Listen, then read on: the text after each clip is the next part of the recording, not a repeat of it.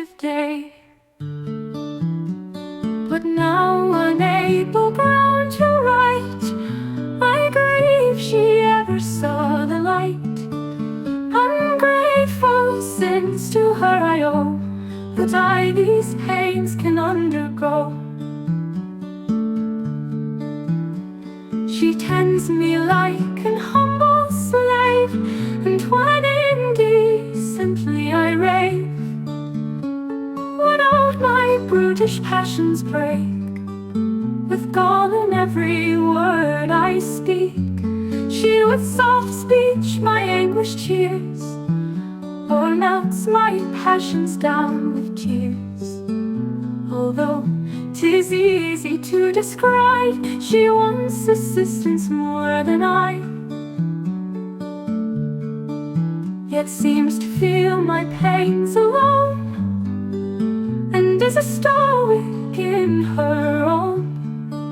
Where among scholars can we find so soft and yet so firm a mind?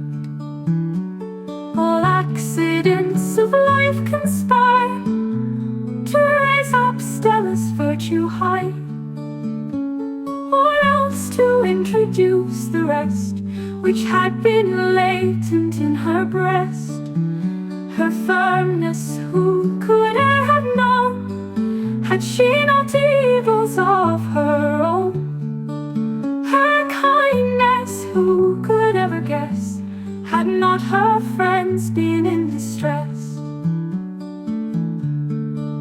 Whatever base returns you find from me, dear Stella, still be kind. In your own heart you'll reap the fruit, though I continue still a brute. But when I once am out of pain, I promise to be good again. Meantime your other juster friends shall for my follies make amends. So may we long continue thus, admiring you, you pitying